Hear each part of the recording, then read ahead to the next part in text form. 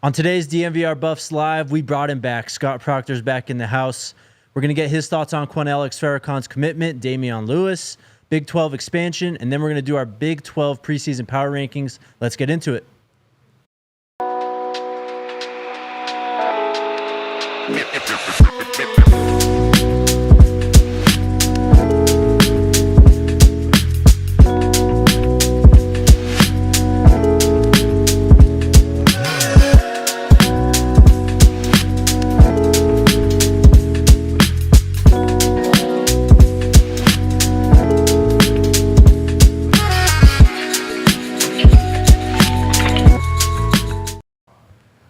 Buff Nation, welcome into DNVR Buffs Prime Time, coming to you live from the Toyota Lounge, driven by your Front Range Toyota stores. Toyota, the official vehicle of DNVR.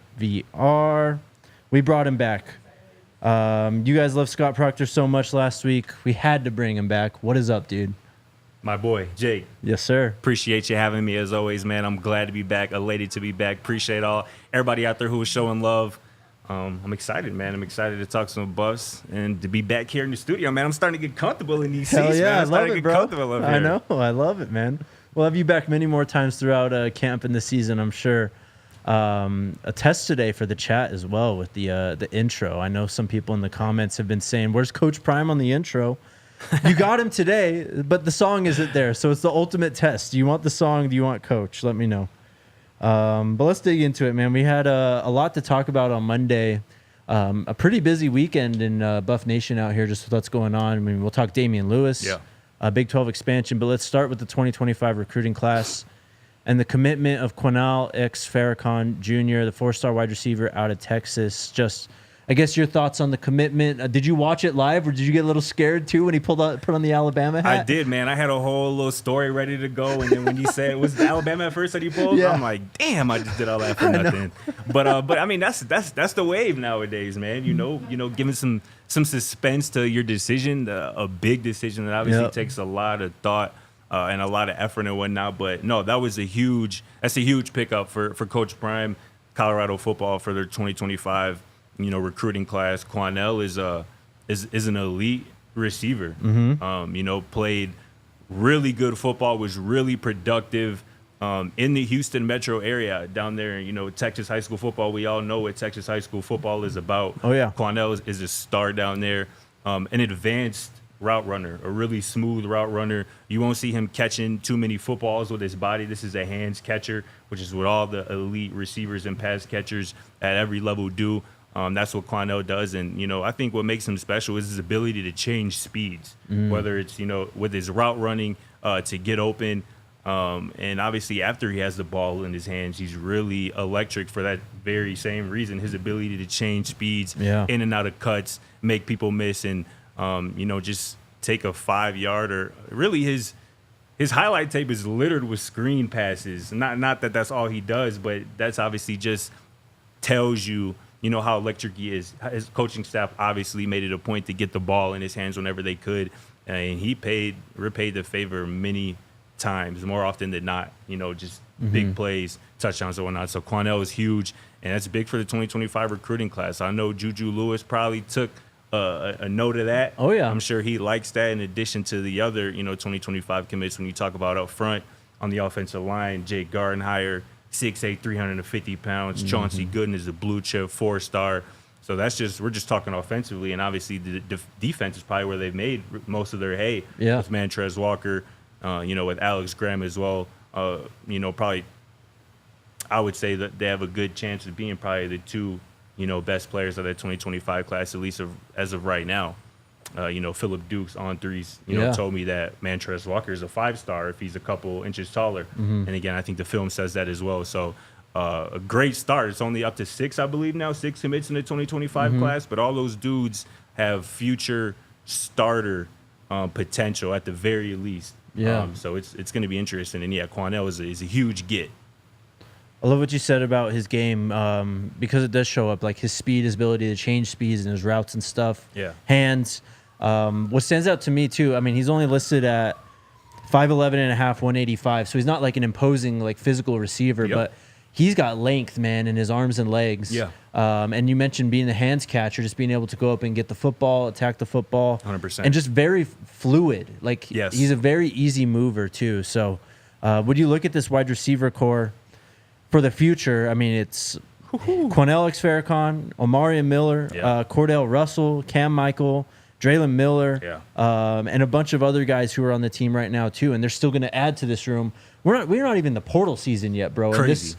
This wide receiver core already looks set up for Juju or whoever the 2025 or beyond quarterback ends up being for this team. 100%. And one guy I would add to that, too, is a young guy, Terrell Timmons Jr., Yes. who transferred from NC State, who I believe has at least 3 more years of eligibility left.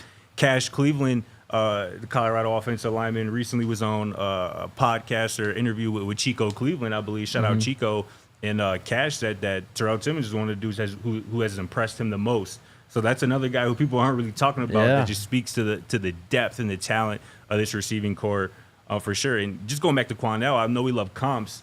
The one comp that comes to my mind just watching him is a young Stephon Diggs. Ooh. And if you remember, Stephon was unreal at Maryland. He was nasty. He was nasty at Maryland. Obviously, we know what he turned into in the NFL with Minnesota, Buffalo, and obviously now with the Houston Texans. So that's one comp that comes to mind with Quanell. And, you mentioned this receiving core, I mean, as of right now and with the potential, with the youth in it, I mean, it has to be one of the best in college football. Yep, I agree, man.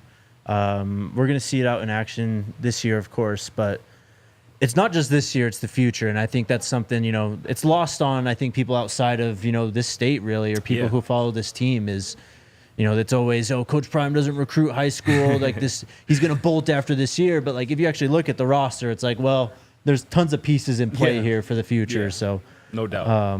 We'll see what happens with the Juju stuff. Again, we are in a dead period. But I wanted to get your thoughts. Damione Lewis finally promoted to defensive line coach. We haven't seen Coach Sal in a long time. He wasn't there for the spring. He's been dealing with health stuff. But Damione Lewis, another guy who comes in with NFL potential.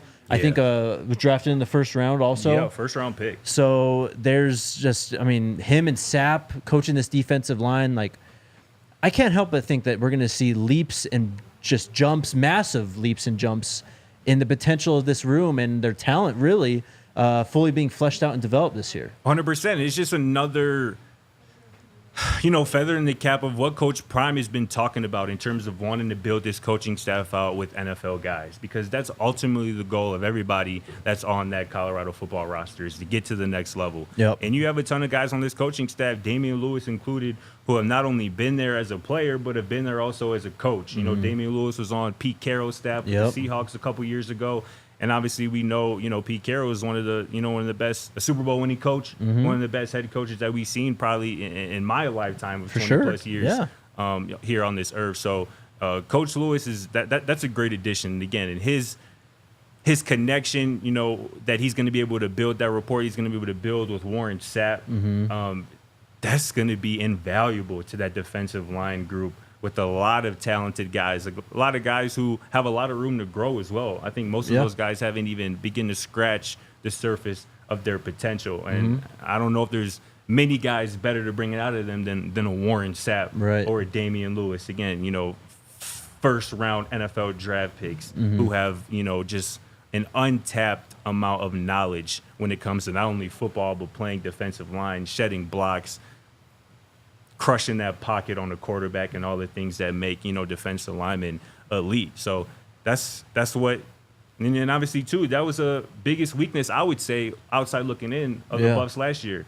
Oh yeah, defensive line up front, the inability to create pressure on the quarterback, the inability to stop the run when it was needed, and obviously that reared its head last year in the Pac-12, but that's going to be even more pivotal this year in the Big 12 with the running games that Kansas State, Oklahoma State, UCF has. So that's going to be pivotal, and I don't know if Coach Prime could have done a better job of kind of adding talent to that defensive line room, and obviously, leadership and experience with Sapp and obviously now Damione Lewis. So great hire for sure. Yeah, and just to go back to recruiting with this too, now that you have Coach Lewis and Coach Sapp together, that's a pretty fearsome duo out on the trail.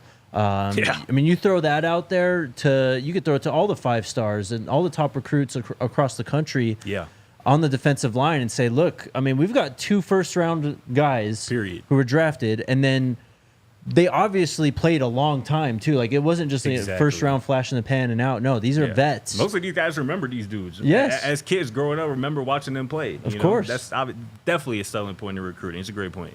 So, yeah, I mean, we haven't really seen too much defensive line recruiting from this class yet, but I'm sure as, you know, Corey Phillips has posted some stuff on his Instagram story for these like 5-star defensive linemen and all that. So it seems like once Juju makes his decision wherever he ends up going, that could be the next like position that you see this recruiting staff really focus in and try to bring in some kids who are really highly touted. I agree. I mean, I think that would be the next step for sure. Edge in defensive line, because you know you got your top receiver, you got an elite linebacker, you got an elite corner, you got a tight end. The running back room is already pretty young. I'd be kind of surprised if they added, you know, 1 or 2 more in this 2025 class at that position. But defensive line and edge, yeah, I agree. That would be the next step. And, you know, once Juju Lewis shocks the world and sends that commitment in Colorado, that is going to open up the floodgates for a lot of, you know, uncommitted, you know, 2025 prospects out there, and even some who are currently committed, you know. Right. You know, like Juju is right now to USC. Of course.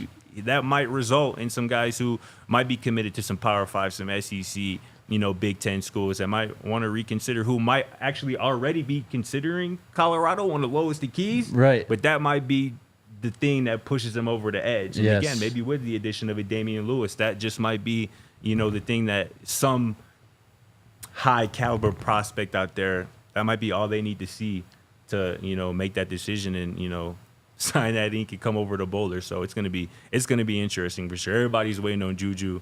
I think it's coming soon. I think so too. Once we kind of get out of this dead period here, I don't know how much longer we have in the dead period. Do you know the end date of it? I believe it's sometime next week. Like it's the 20-something. It's a 20-something. Is it? Okay, I'll find it here in a second. Yeah.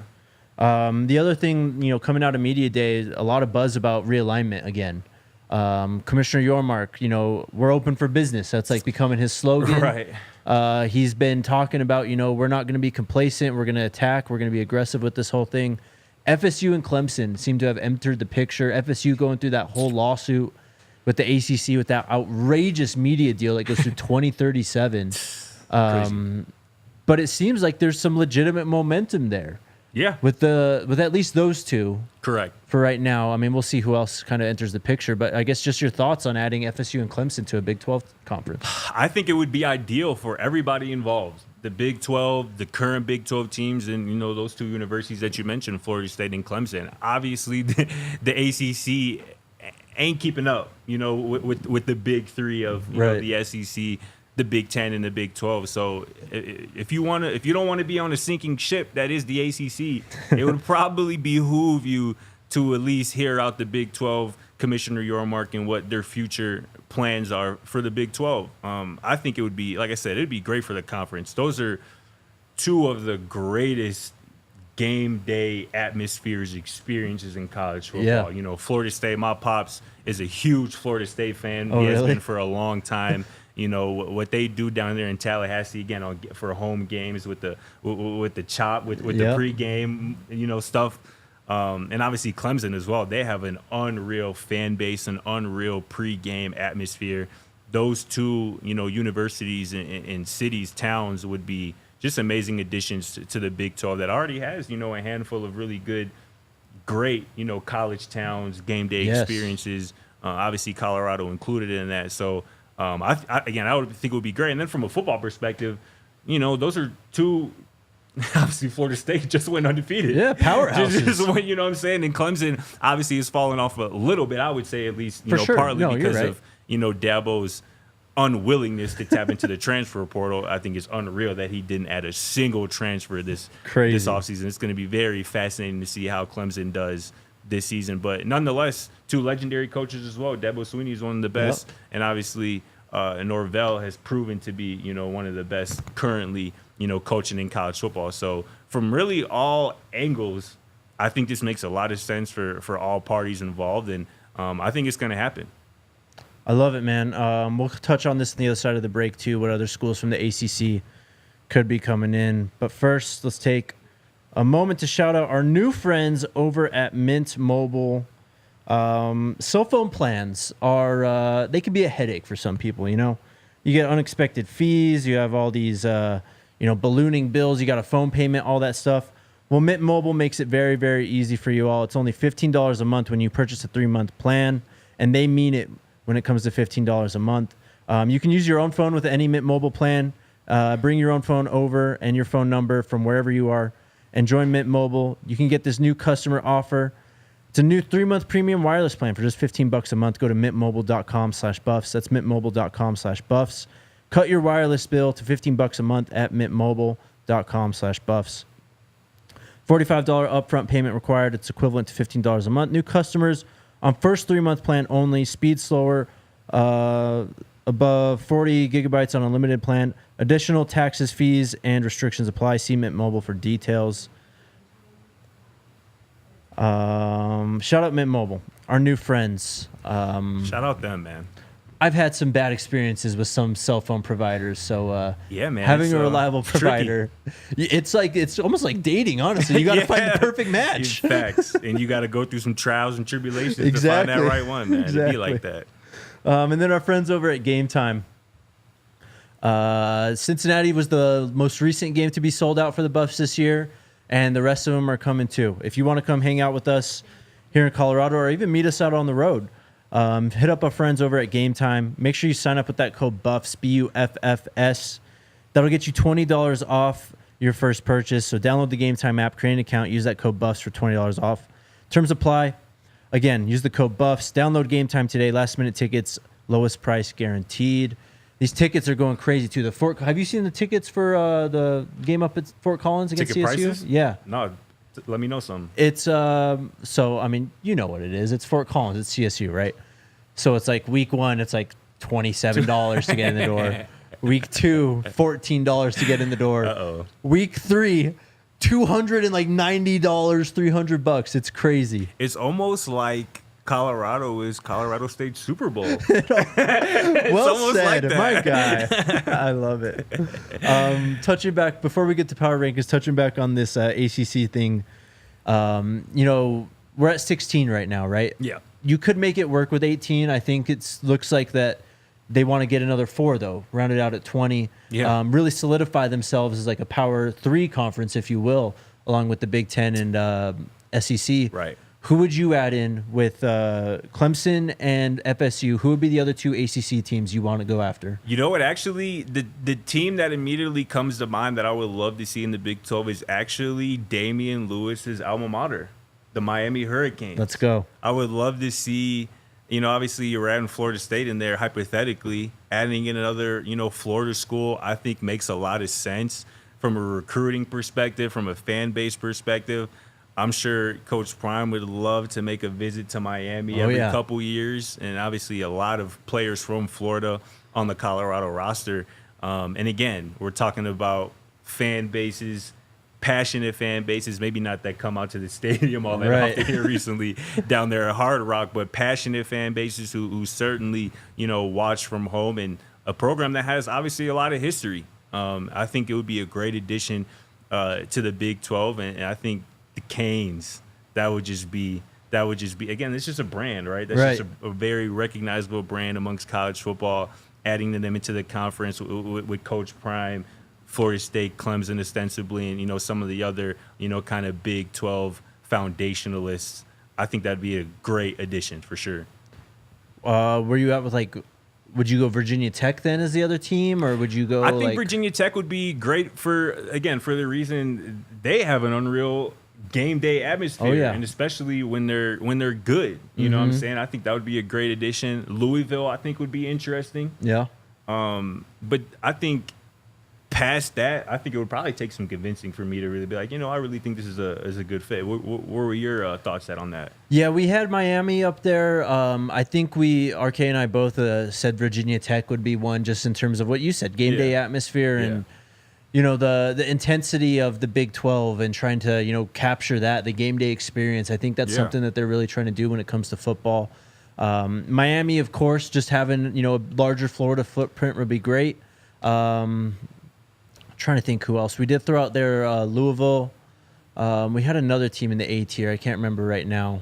But we had some interesting conversation. RK was on North Carolina. He thought North Carolina could deserve a shot. And, the Big 12 has mentioned, or Commissioner Yormark has mentioned too, for sure. Cashing in on basketball and maybe even splitting off the media deals for a football media deal, basketball media deal. So interesting. We'll see. I can see like an SMU perhaps. Right, that was another one we talked about. Yep. I can see an SMU perhaps again. That Texas, draw from recruiting purposes and just a fan base perspective. And again, another program with, a lot of history too. Mm-hmm. I think SMU is kind of on the up and up here recently after obviously a lot of down years. And I think again, I can be talked into SMU being added to the Big 12 as well. For sure. That's something RK said was like just kind of going all in on Texas. Like, of course, you lose Texas A&M. Not a bad idea. Just round them all up, man. Yeah. Just try to own Texas. All right, let's get to power rankings. 16 through 1, the whole Big 12. We'll find out where CU ranks for us here. Figure it would be pretty high. In no particular order to start. So okay, yeah. So what you see right now is not going to be the order that it's in. It's just to get the logos on the screen. So please don't freak out about this. We do not think Arizona State's the best team in the Big 12. I promise you. Speak for yourself, man. Nah, just kidding. Well, speaking of Arizona State, let's start at the bottom. Number 16. We've talked about, who's going to finish last in the Big 12 a few times on this show, and it always seems to be the same teams that come up. ASU, of course, Cincinnati's in that conversation. Houston's in that conversation. I think BYU you could potentially throw in that conversation. Big year for Dave Aranda at Baylor as well. So 16, what do you think? I have, again, this is going off of my preseason all Big 12 media ballot that I submitted. Yeah. So at 16, and last in the conference, I had Cincinnati. Scott Satterfield is obviously trying to rebuild that program out there in Cincinnati. They obviously weren't very good last year. I don't expect that to change too much, most likely or mostly due to their quarterback situation. They're going to be dependent on a transfer. Brendan Sorsby, I believe his name, played some football last year at Indiana, and obviously is now at Cincinnati. They have, again, we talked about this a little bit the last time I was here, they have an all-conference caliber lineman on both sides of the ball, a really good receiver in Xavier Henderson, but outside of that, in particular the quarterback play, it's a lot to be desired, and I would expect Cincinnati, if not to finish last in the Big 12, probably in the bottom 3. Yep, I agree. They're down there. Dante Corleone, the defensive lineman, probably their best player overall. Yep. So we'll see exactly how much of an impact he's able to make, but as we kind of learned last year, one player doesn't kind of make or break a side. Facts. It takes a whole team. So Cincinnati at 16. Right after them, number 15. Where do you want to go? I got Arizona State here at 15. Again, a lot of these teams that I have at the bottom, ranked at the bottom of the conference, I don't really trust their quarterback or their quarterback situation. That is the case here for Arizona State. Kenny Dillingham has a lot on his plate to try to rebuild that Arizona State roster up from what it was a few years ago, right? With Brandon Ayuk and Jaden Daniels on that team, which seems like forever ago now. But Arizona State, I expect them to be one of the worst teams in the Big 12 here this year in 2024. Yeah, they're in an interesting spot. I mean, as a program, they dealt with the whole AD situation that they had recently. They had the bowl ban that kind of got dropped on them weeks before the season last year. And, you lose your 5-star quarterback, the guy that seems like was going to be the future of the program. At perhaps the worst possible time, of course. Right around spring. What was that, right after or right before spring ball? I think it was right after. Yeah, I think it was right after. Yeah, it was just terrible timing. So, yeah, they've got questions. I mean, Trenton Bourguet is still there. Right. But he could probably play. I think they're talking about Sam Leavitt as the quarterback, though. That's who I have as my projected starter for Arizona State this year, Sam Leavitt. Yeah. And then see how that shakes out, though. Our guy Jeff Sims is back in the fold, too. And, again, if it's July 18th and you still unsure of who your quarterback is for the upcoming season, I'd hate to be you. Yeah, that's a rough one. And they lost their best receiver, Elijah Badger, into the portal, too. So they have Scatabo. He's a good player, we know. They lost their best defensive player, B.J. Green, too. Yep. The loss is just, they were pretty extreme for this team, and I believe in Kenny Dillingham. I think he's a good coach. It's just the talent is just not going to be there this year. Not in 2024 at least. All right, 14. We've kind of talked about this bottom dweller group. Where are you going here? You going like BYU, Houston? Yep. That's exactly where I'm going. BYU. Yeah. BYU again. Quarterback situation is such in flux. Gary Bohannon is who I believe is going to be the projected starter. He hasn't played football really in like the last 2 years. The last time he played. From Baylor? Yeah, from Baylor, 2021. He was very good that year. Yes. I believe that was the Big 12 championship Baylor Bears. So a dual threat quarterback, obviously has a lot of talent. He had labrum injury that he had to have surgery on that cost him a season and then cost him another season. So now he's at BYU trying to, kind of revitalize his college football career. We're going to have to see if he has anything left in the tank for BYU. If he doesn't, it's going to be another long season for those Cougars out there out west. Yeah, BYU, I mean, another team where it's like, I like the coach. Like, Kalani Sitake, I think, a few years ago was a really hot name, a name that was thrown out there a lot for big job openings. But, really since Zach Wilson left, I think, they just haven't had anything going on. They had, God, what was the kid's name? The quarterback last year. I can't remember. That's the question. Maybe for it was chat. 2 years ago. No, I think it was 2 years ago. They had a kid get drafted, and I think he played for the Vikings, and he wasn't Jaron Hall. Thank you. So they were pretty decent then, but yeah, it's a lot of questions there. The thing with BYU though, and you always got to factor it in. I mean, because of who they are, being BYU, they're going to have older players. Yep. So that's always something that I think was a big advantage for them. But in this new era of like NIL and the portal and all that stuff, where more guys are staying in college, I don't know if that advantage is going to be as big, moving forward. 100%. Yeah, they got a lot of work to do in terms of roster building out there at BYU. So 2024 is going to be tough. Oh, we'll go right into the next one at 13. Yeah. You already mentioned it. I got Houston right there at 13. I really do like their quarterback, Donovan Smith, who really played quietly really good last year. Again, another dual threat guy who can kill you with his arm, kill you with his legs. But again, outside of that, they don't have too much talent that you're writing home about, that you're nominating for all Big 12 preseason honors and whatnot. So I think Houston is going to be able to steal some wins in the Big 12 this year. Again, mostly because of their talented quarterback, but outside of a couple wins that they might steal in the conference, I expect them to be a bottom 4 team in the league.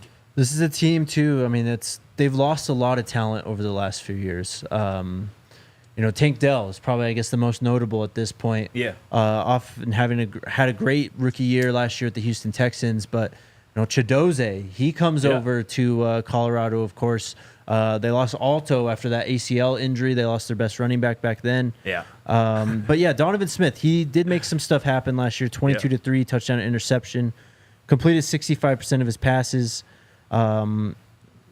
So you got a quarterback. You have something to work with. And you have a really good coach, I think, also, Willie Fritz. Yeah. It's just that he's done some things. It's very, very early in that tenure, of course. Year one of a rebuild. We'll see exactly what happens. But for sure. And I talked to their top offensive lineman last week at Big 12 Media Days. Tank Jenkins got this story coming out soon. And, he was talking about two of the guys that he's going to miss sorely. Probably their best defensive lineman and probably their best offensive lineman. Chidozie Nwankwo and Tyler Johnson are now Buffs. So those are obviously huge losses for Houston in the trenches that they're going to have to deal with. So it's going to be tough sledding, I believe. So I think we move out of like the bottom tier here at number, 12? Yep. And this is where things start to get interesting, I believe, because I think the Big 12 as a whole, as a conference, is going to be very competitive this year, and it's going to start from this spot all the way up. A kind of a tough decision. Where would you go? I think I'm looking at Baylor here at this point in time. That's who I have. Yeah. That's what I'm looking at. Again, new quarterback, Toledo transfer. I believe he was the conference player of the year last year. DeQuan Finn, a really talented quarterback. Again, a dual threat guy. He's obviously going to be taking up a step in competition, so it's going to be interesting to see how he deals with that. But he's a talented player. And again, Dave Aranda, I believe, is one of the better coaches, in the conference. So we're going to see they have some talented defensive backs as well. So they're going to have some talent on both sides of the ball. It's going to be interesting to see. Again, I think the Baylor definitely fits in that category with, you're actually not really sure what you're going to get out of them. Right. They could sneak up and beat some teams that you would probably think that they wouldn't. But as of right now, I think that's where I would put Baylor, with a lot of question marks, kind of outside of quarterback, in that defensive secondary. Yeah, big year for Dave Aranda. I think he's like basically taken over as defensive coordinator now at this point, so he's starting to really kind of feel the heat. But yeah, we'll see. With Daquan Finn, you have a guy who's proven. Obviously, it's at Toledo, so it's coming up from a lower level. Yeah. We'll see if he's able to really make the jump. But Baylor's always, kind of a frisky team. They have weekends where, man, they are at the top of their game, and then there's just, some games where it's like they get 45 put on them, So. Right. All right, let's take a quick break, and then we'll get back to rounding out our power rankings here.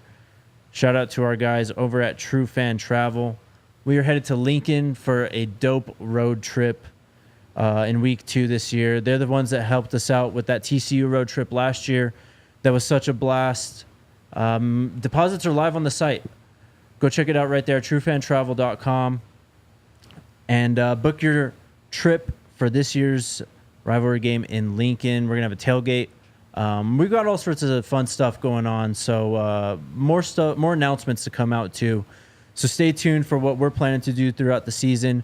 But if you want to travel with us, head on over to truefantravel.com/trips to book your spot today. Be on the lookout for more road trips brought to you by True Fan Travel.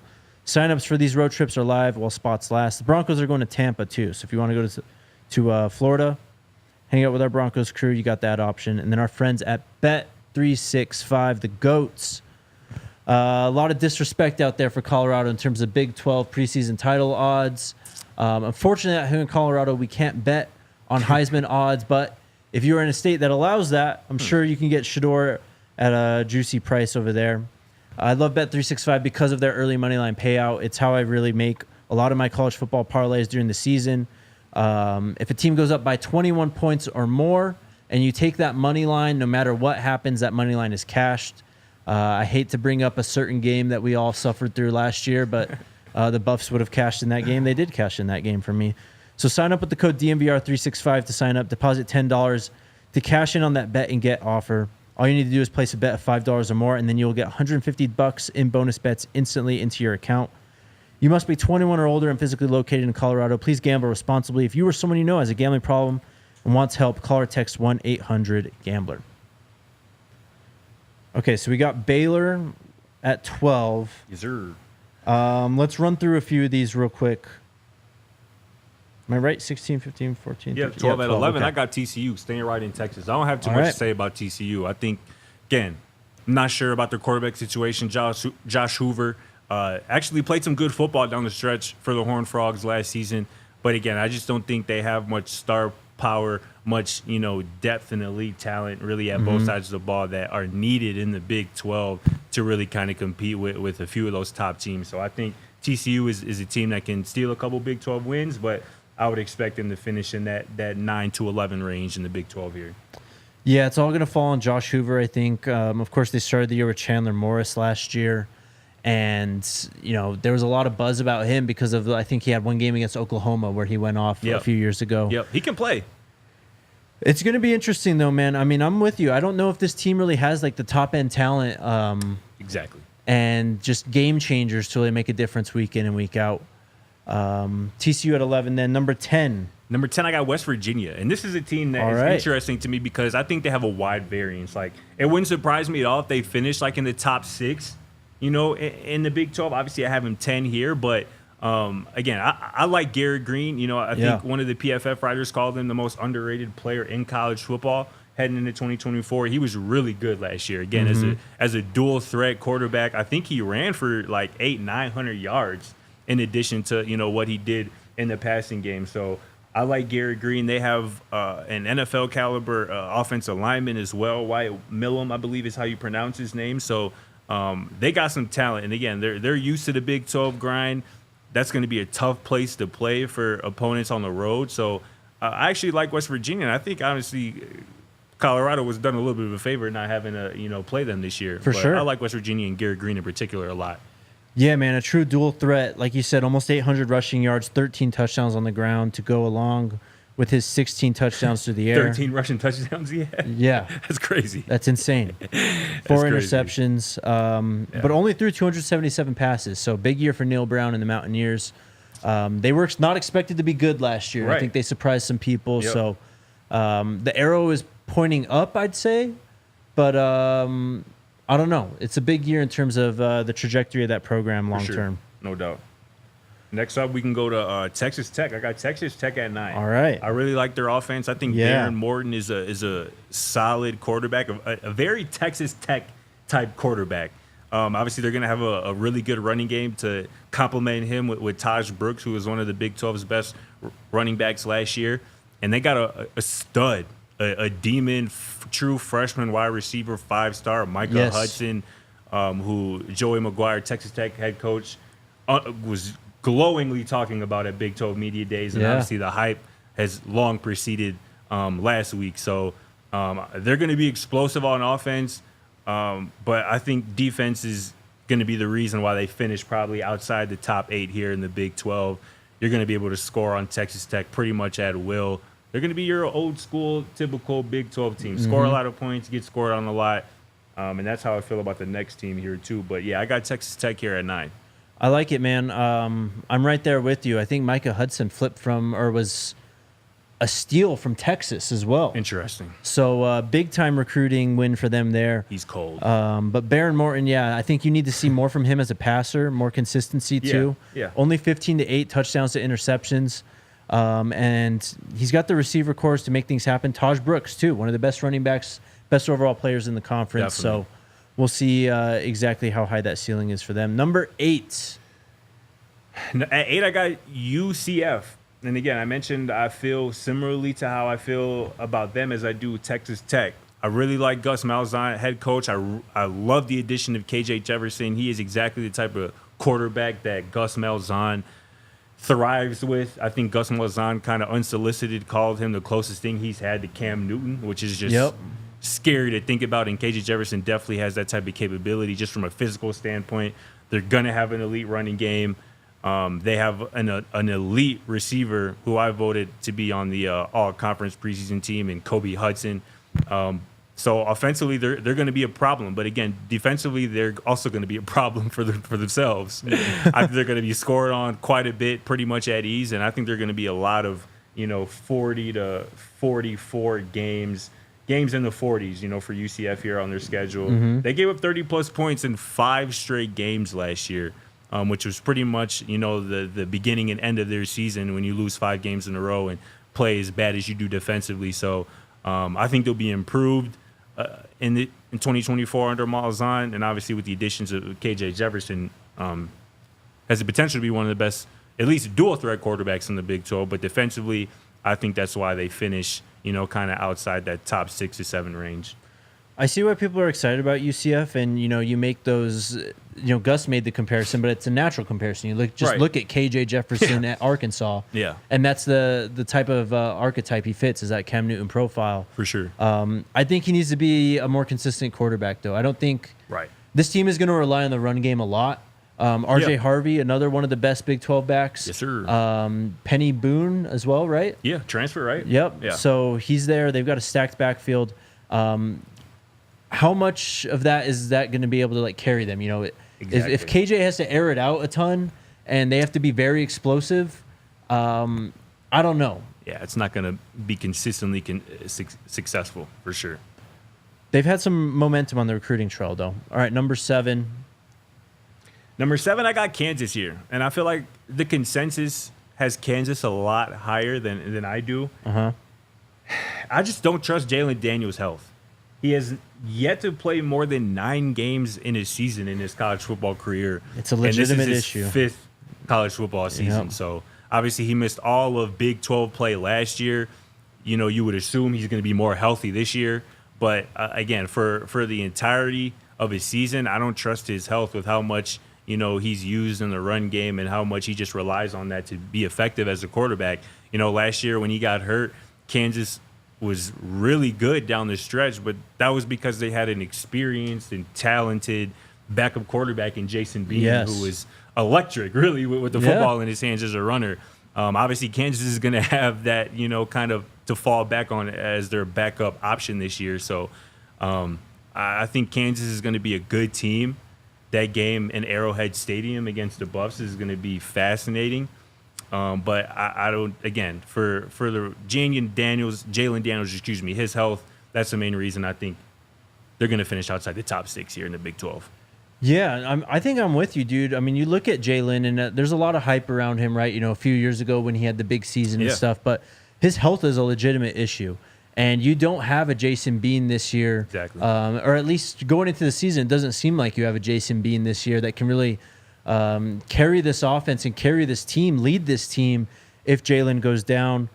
And I think that, you mentioned Arrowhead there. I think that's an issue that you're going to see this year with this team. Yeah. You're not going to have a legitimate home field advantage all year, basically. Facts. You're playing in a massive That can't be NFL understated. stadium. Yeah. So we'll see exactly how much that affects them. And I think you're going to get a lot of opponents fans who just want to be in Arrowhead. Yes. Who just come up for that game. So, I think it's going to be very too close to a split, in terms of fan base for, what's typically in the past is a pretty good home field advantage for Kansas out there in Lawrence. I don't think they're going to have that this year. I agree with that. That's a good point. All right, number 6.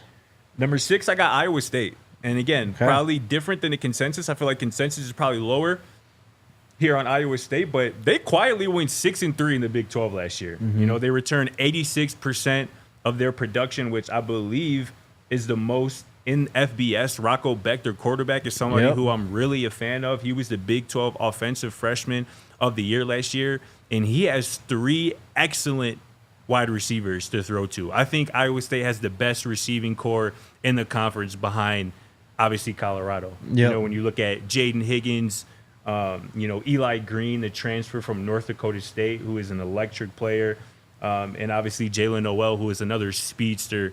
3 excellent receivers. They're going to have a run game as well. I think the defense is going to be talented enough to kind of at least, kind of supplement what the offense is going to do from a scoring perspective. So I think Iowa State's going to surprise some people, and I'm going to be fascinated and interested to watch them play this year for sure.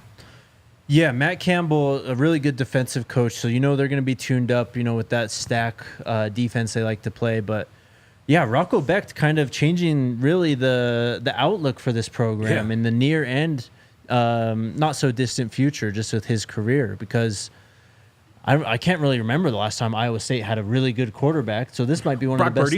Brock Purdy, of course. So he played before there. then. He was very inconsistent though when Iowa State I agree. Yeah, he wasn't like a college football star by any means. I mean, he was the last pick in the draft for a reason. Exactly. Right? But this could be something that really changes the trajectory of this team. 23-8 touchdown to interception ratio last year, and then running the ball, he added 3 more as well. So not a big runner on the ground. Yeah, it's mostly through the air. You mentioned that receiving core, man. Tough. So we'll see. Probably good that the Buffs dodged them on the schedule this year, I think. Yeah. We can go into the top 5 here, right? Let's go into the top 5, man. Let's start it off. I got Arizona, man. I really love, again, I got a chance to chop it up with Arizona quarterback Noah Fafita and their star All-American wide receiver Titiera McMillan last week at Big 12 Media Days. They both really impressed me. Humble guys who are just demons out on the football field. Again, I think T-Mac is arguably the best receiver in college football. He's going to be a first-round draft pick next year. Their rapport, that quarterback wide receiver position is gonna quite literally carry them to victories against most teams that they face this season. They're talented on defense as well. They lost some guys through the transfer portal, but again, I really like Arizona. If Jed Fish had stayed put and didn't leave for Washington, I would probably have Arizona in the top 3. But I do think losing a coach like him, bringing in Brennan, I think there is going to be a bit of a learning curve for some of the guys not named Noah Fafita and Titiera McMillan. So, again, I like Arizona. That game in Tucson against CU is going to be electric. So, again, I like Arizona to be another strong team again here this year. But, yeah, I think top 5, I think that's appropriately placed. I agree to, I guess, an extent because, you mentioned it with the head coaching turnover and the players that they lost. Yeah. I think there's a lot of people that look at Fafita and McMillan and they say, well, one of the best 1-2 punches at quarterback, wide receiver in the conference, if not the country, and they just throw them up there. It's funny people don't do that for Colorado, though, right? I know. It's crazy. But go ahead. It's crazy. But you've got other pieces to replace, and then, just with a new guy at the helm leading this whole thing, I think that there's just it's not a thing that you can just take and say, you can't just brush that to the side. Yeah, no, we're just going to run it back. Like it's going to be exactly the same. I don't buy into it in that way. I do think they're going to be good. I think they're going to be a tough out for every team they play, and they're going to probably be in the conversation at some point. I just don't know if it's going to be all the way through November that we're talking about this team at top of the Big 12. I feel that. All right, our final break coming up right now, and then we will round out our list. Shout out to our friends over at BetterHelp. We are trying to eliminate the stigma around mental health on this show. We've talked to a few people on the team associated with the team at Colorado about their mental health struggles on this show. And our friends at BetterHelp just want to let you know that, better times are ahead. Everything is online with our friends at BetterHelp. You fill out a brief questionnaire to get matched with a licensed therapist, and you can switch therapists at any time, no extra charge. It's also entirely online. You can fit it around your schedule. But life is hard, guys. Sometimes you just need to talk to someone, get things off your chest. If you feel like that fits you, head on over to betterhelp.com/DNVR. Become your own soulmate, whether you're looking for one or not. Again, betterhelp.com/DNVR. Use that link. You can sign up for 10% off your first month. And then also our friends over at Chinook Seedery. You a sunflower seed guy? No. I feel like that was just a baseball thing, and I didn't play baseball as a youth, so I guess no, just not a sunflower seed guy. I'm a big sunflower seed guy. Love them, bro. So I love our friends over at Chinook. They got some cool flavors. Have you ever tried cinnamon toast sunflower seeds? I can't say that I have. As a cinnamon toast crunch cereal fan, though, I'm intrigued. Well, we got some upstairs. If you want, I can grab you a bag after this. But Chinook's got a bunch of different flavors. My favorite, the lemon pepper, the Parmesan pepper, and the Hatch green chili ones. But they've got tons of flavors. Check them out. You can get a whole sampler box. They're the best seeds ever. Head to ChinookSeedery.com. Use the code BUFFS, BUFFS, and get 20% off your first order. Shout out to Chinook. They're the homies. All right, some lemon pepper steppers. Sheesh. We got them all, bro. I'll give you a whole trial with Chinook. That's a bet. All right, number 4. Number 4, I got the Colorado Buffaloes. Okay. I got CU at number 4 here in the Big 12. Again, I mean, we've talked quite a bit about it. I believe they have the best quarterback in the conference. Yep. I believe they have the second best receiver in the conference, the best defensive back. I think their pass rush is going to be top half of the conference with guys like B.J. Green, Samuel Nkalola, Deion Hayes. They upgraded the second level of the defense of the linebacker core with Nakai Hill-Green. I believe Trevor Woods is in for a big season as well, and that secondary is absolutely elite with Travis Hunter, Preston Hodge, DJ McKinney, Cameron, Stillman Craig, Shiloh, Colton Hood kind of as your third, fourth cornerback, the transfer from Auburn. So defensively, they should be much improved. And offensively, Shador should be much better protected, which is the biggest thing. Being sacked 50-plus times last year and being able to throw 27 touchdowns, set a school record in passing yards, and only throw 3 interceptions is just immaculate stuff. So I expect him to continue to be one of the best, if not the best, quarterback in college football. And I like Colorado to have a top 4 finish in the Big 12 this year. I agree. I think I actually might have gone one spot higher with the Buffs, but I mean, I don't know how you can't have them up near the top of this conference, just with the improvements that they made. Yeah. Returning the best quarterback in college football, as we all know. And then, of course, Travis Hunter, his incredible two-way ability. And no one's talking about the coaches either. They always bring up, new coordinators, how's it all going to work? Yeah. Well, look, Pat Shurmur was there. He took over. He was the offensive coordinator the last month of the season last year. The relationship he has with Shador, we've heard a lot about. I think that's going to pay dividends. It's not something we were talking about this time last year with Sean Lewis. Fact, yeah, true. So yeah. I think the offense is just going to be a lot more on schedule. The running game, of course, should be much improved. And then, as you mentioned, defensively, I think what Coach Livingston is doing, just allowing these guys to play more free, Yeah. more instinctually, and just get the best 11 out there on the field. Yeah. I think that alone is going to create dividends. And then you get into the talent that they added and a bunch of positions, especially at the edge. I would have gone at 3, but I can't be mad at them at 4.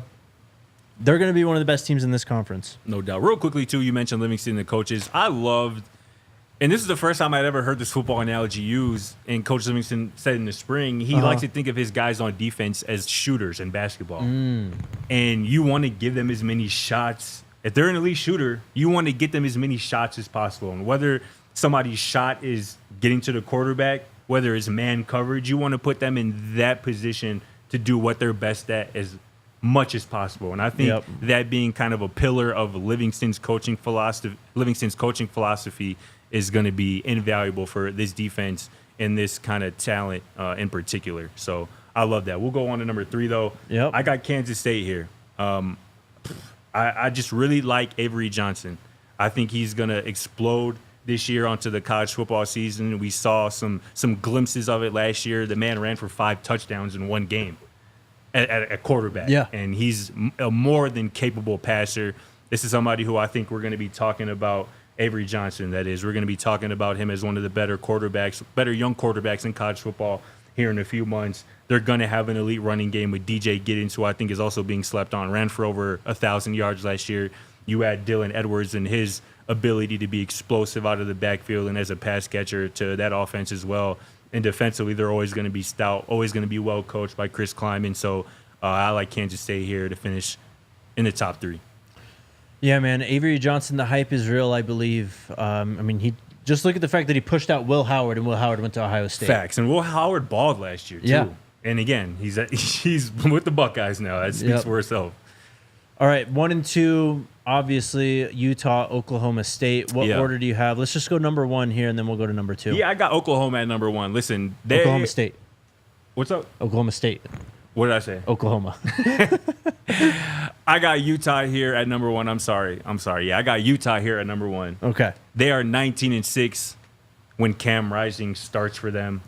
Which is pretty impeachable. They added Dorian Singer, who I think is going to be one of the better receivers in the Big 12 this year. Had a bit of an off year last year at USC with Caleb Williams, but the year before caught over 1,000 yards at Arizona. So him, along with Brant Keithy, who missed a lot of time last year, if not the whole season, at tight end, he's going to be back. He has a great rapport with Cam Rising. Again, defensively, they're always going to be stout. Up front in the trenches, they're always going to be stout. It's Utah, it's Kyle Whittingham. And I think they're going to have a lot to play for, extra to play for, with Kyle Whittingham possibly on his way out. They've already named his successor. So this very well could be his last season coaching Utah. And obviously he's been there for damn near my whole life. So they're going to be well coached. I like Utah 1, and obviously Oklahoma State, that leaves them at 2.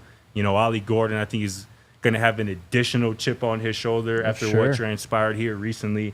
Alan Bowman entering your 7th year of eligibility. He's obviously more than experienced, and obviously he can play as well. He's obviously needs to cut down on the interceptions, the turnovers. Oklahoma State also has my pick for Defensive Player of the Year. Their linebacker, Nick Martin, led the conference in tackles last season. So defensively, they have a good secondary as well. So defensively, they're going to be good. And, again, that experience and that talent, that high-end talent with Ollie Gordon, I think is going to make them one of the better teams in the country for sure in the Big 12. Yeah, I'll just start at Oklahoma State here. I just think they have one of the highest ceilings in terms of, even if you have this quarterback and Alan Bowman is a 7th-year guy who throws a ton of picks, they were still a very good football team, made the Big 12 title game. So obviously what Gundy has going on down there and the talent that they brought in is good enough for them to at least be, I think, in the top 5 conversation at worst this season, unless the wheels completely fall off. And then Utah, it sounds like Cam Rising looks very healthy. It looks like he looks like Cam Rising is what it all sounds like. So if that's the case, then it's hard not to pick Utah. I think to finish the top of this conference, just what Whittingham has done there over the last 20 years or so. But really, I think if you separate it into tiers, could you bring it up for real quick one more time, Alyssa? Yeah. So we talked about that bottom tier, right? That bottom 4. I think it's like a clear top 5 at the top here. So maybe I guess 3 tiers if you want to split up the middle tier into like another 2 tiers or something right at around, I don't know, maybe Texas Tech for me. Yeah, me personally, I'd put the top 6 in one tier. Okay. I'd put 7 through 10 in the second tier. Mm-hmm. And then, 11 through the rest is kind of in that same tier. Yep. That's probably how I look at it. So there you go. All right, we got about 5-ish minutes left. Let's do some questions real quick. What do we got? Demetrius Pugh says, Scott, that seat looks good on you. How often will you get to see you during the week when it is allowed? Scott's always there, man. Hey, I appreciate you saying this seat look good on me, man. That's love. Like I said, I am starting to get a little comfortable in here. But no, I mean, when the season gets rolling, man, I'm going to be there as much as I'm allowed, as much as possible. So definitely stay tuned to my Twitter at Scott Procter, ER_. And obviously my work on the Colorado, and I appreciate the love, Demetrius. Stay tuned, my guy. Yeah, man. Scott is he's one of the dailies. There's about, I don't know, 6, 7, 8 of us who are there every time something's going on. Yeah, that's about right. So Scott is definitely doing as much as he can to cover this team, and he does a great job at it too. Appreciate that. MLN, if possible, every team bails on the ACC, and Berkeley and Stanford are left stranded. Is it possible? That'd be legitimately hilarious. Man, that would be. I'd feel for them a bit, but honestly, I'd feel for Stanford more than Cal. I mean, Cal's been irrelevant for a long time, but very much so. I feel for Stanford just because I think they've gotten ravaged by the transfer portal. CU kind of dealt with those transfer portal rules a few years ago. That's what Stanford has had to deal with. But I do like Troy Taylor. Probably on the outside looking in though. What's up, Jay? Is it true 700,000 people paid $100 to play college football? EA is a $13 billion business. Don't you think they should have paid the players way more money? I think it's clear that they had some deals with other guys like Shador and Travis. They've been posting a lot on their social about this game. I haven't really seen... Donovan Edwards has posted some stuff too. He's been involved in some content. So I think some top-line guys got paid more. But yeah, it is true that 700,000 people were on it in the early access period. So yeah, the game's not even out. Game? Yeah. Oh yeah. So there's we're gonna see some outrageous numbers, I think, on Friday, tomorrow, when this game is actually out. Man. And we've already dealt with server issues too, so I'm sure that's gonna be crazy. Dog. Yeah, we're not done with that. I feel like that's not even gonna be fun that first couple of days. Like if you can't even get through a game, without connectivity issues.